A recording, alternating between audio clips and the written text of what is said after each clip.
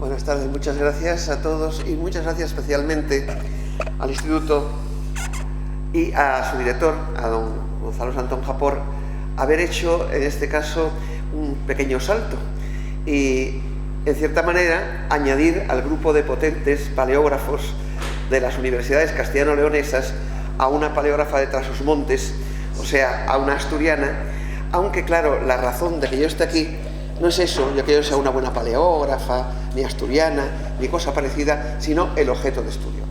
El objeto de estudio, que es esta imagen que tiene usted aquí delante, un cartulario burgalés que reside en Oviedo por una razón muy extraña. Todos saben ustedes que el año 34, cuando la Revolución de Octubre, se quemó totalmente la biblioteca y el archivo de la Universidad de Oviedo. La biblioteca se empezó a reponer, en muchos casos con donaciones. Hay muchas donaciones de universidades alemanas que enviaron sus repetidos a Oviedo, pero el tema documental no había modo de arreglarlo. Y se optó por comprar una colección de documentos que tenía un interesante personaje al que Gonzalo Santonja tiene cierta devoción, que era don Roque Pidal, un bibliófilo extraordinario que vende a la Universidad de Oviedo, por una parte, una serie de documentos sueltos, son 9 carpetas, hay de todo tipo, y lo que para nosotros nos importa, una serie de manuscritos. Entre esos manuscritos hay 2 cartularios. Uno ya es conocido, es el cartulario de Óvila, que editó don Agustín Mieres Carlos el año 33, cuando lo tenía en su poder en Madrid Roque Pidal. Y el otro es este que tenemos aquí delante, y que Roque Pidal no lo compró por su contenido.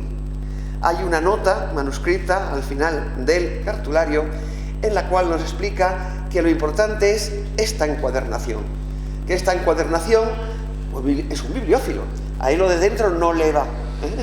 Esta encuadernación es muy extraña, que solamente ha encontrado una parecida en la colección del Duque de Lerma, que es una soberbia colección bibliográfica, y nosotros tuvimos la suerte de que llegara en ese envío, que hubiera una primera catalogación tanto de los documentos como de los cartularios y otras. Hay también ejecutorias en pergamino, hay, por ejemplo, documentos, un cartulario iniciado de Santa Catalina de Valladolid, pero solamente los 4 primeros folios en papel. Hay cantidad de cosas que incluso no sabemos lo que son. El tejuelo azul que tienen arriba es quien primero los ordenó, que fue don Antonio Floriano Cumbreño. Don Antonio Floriano hizo una relación de los documentos, hizo unas pequeñas fichas de los manuscritos. De esas cosas que yo, trabajando sobre documentos, porque en ese fondo tengo ya hechos algo así como 10 artículos que van desde Andalucía hasta... es una miscelánea total, él compraba lo que fuera. Fui a ver el de Óvila y en esto me llamó la atención. Lo saqué y cuando lo vi digo yo, bueno, ¿qué es? ¿Qué es? Miro la ficha y en la ficha decía cartulario de Franucea. Digo yo, ¿qué es Franucea? ¿Dónde está eso? Empiezo a buscar y después de tiempo doy a través de las demás entradas documentales,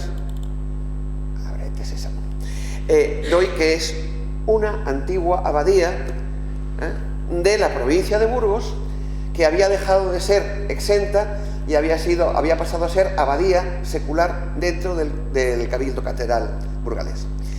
El problema que tiene este manuscrito es como todos los de esa colección. Les han sido arrancados, y aquí lo vemos, el primer cuadernillo y el último cuadernillo.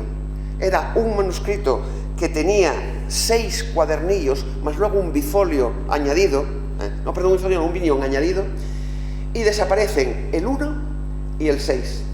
El 1, que sería donde nos indicaba quién lo había hecho y para qué lo había hecho, y el 6, que este es un cartulario ya tardío, es un cartulario especial. No, al revés, yo quiero que me lo disminuyas. Y vamos a ver cómo... Bueno, vuelvo a carpeta. Vamos a abrir el segundo folio. Es un cartulario especial porque es, que yo sepa, por fechas, el primer cartulario de copias certificadas por notario. Al final de cada página tenemos el cierre del notario. Entonces, el sexto cuaternión se elimina porque si sabemos el notario, sabemos también de dónde es. La cuestión es que cuando ya empecé a manejarlo, a leer, me di cuenta de la riqueza que tenía. Es muy pequeño, es muy reducido de tamaño. Tiene 21,4 centímetros de alto por 15,3 de ancho. Es pequeñito, tiene una escritura muy compacta, muy reducida y con cierto aire, a mí me lo parece, y Sonia y yo estamos esperando ello, más allá que yo, de ambiente eclesiástico. Es un pergamino recio, es un pergamino de calidad, es un pergamino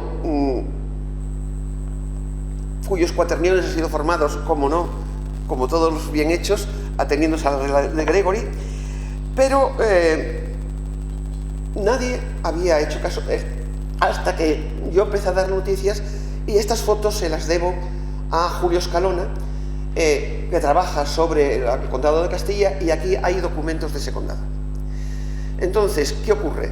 Que aunque falten del orden de, calculando por corto, 2 cuadernillos, 8 y 8, 16, nos faltan de entre 20 y 25 documentos, nos quedan todavía, en la realidad, 107 documentos repartidos, lo que es muy interesante, 15 de ellos son del siglo X. Luego hay 12 del 11, 45 del 12, es el que está mejor representado, 28 del 13, y hay, sin fechar todavía, tenemos sin fechar 8, algunos los hemos fechado por aproximación, pero hay otros que de momento, y yo siempre digo de momento, no hemos podido. El lugar al que pertenecen nos lo va a decir mucho mejor, os lo va a enseñar mucho mejor David que yo. Él ha hecho los planos, los mapas, la distribución, pero lo importante, cuando antes Antón puso el mapa de origen, es que precisamente en el hueco, o sea, estos documentos se van a corresponder al hueco que hay entre Oña, Cardeña, ahí hay un hueco sin especificar, y en cierta parte es una documentación que sigue mucho lo que es el viejo camino francés de Santiago. Pero ya yo no les digo nada más, va a ser David quien continúe. Lo importante y lo difícil, y por eso he hablado con vosotros, especialmente los filólogos, es que es un cartulario que tiene documentos en latín y documentos en romance. Yo tenía hecha la edición diplomática, la que se hace según las normas de la Comisión Internacional de Diplomática. Tras la primera reunión que tuvimos el 21 de diciembre o el 20 de diciembre del año pasado, ya introduje lo que era subrayar, o sea, pasar a cursiva, las abreviaturas. Pero el problema que tenía es que las normas que tengo de vuestros cartularios me cubren documentación latina, no me cubren documentación romance. Entonces, ayer hablando ya con Morales decía, lo de la V inicial y la U, ¿qué hago con ello? Y lo segundo, ¿acentúo o no acentúo? Porque ya sé que puntúo. Eso es lo que necesito que me paséis. Que me paséis. Lo de las manos, las entradas, como veis, tiene rúbricas. El primer documento no tiene rúbrica porque estaba en la folio anterior. Es asequible. Es asequible. Y diplomáticamente solo vamos a tener conflicto, entre comillas, de posible falsedad, no falsedad. Yo creo, hablo más de falsificación o de error con 1 o 2 documentos del siglo X. Lo demás está palmariamente escrito. Muy ordenada la primera parte, cartulario de Francea, más desordenada la segunda parte, cartulario de Oña, y ya un poco totum revolutum, Oña y Francea juntos, cuando las dos pasan a ser de la diócesis de Burgos. No diocesanas territoriales, sino abadías de la Catedral de Burgos. David, cuando quieras.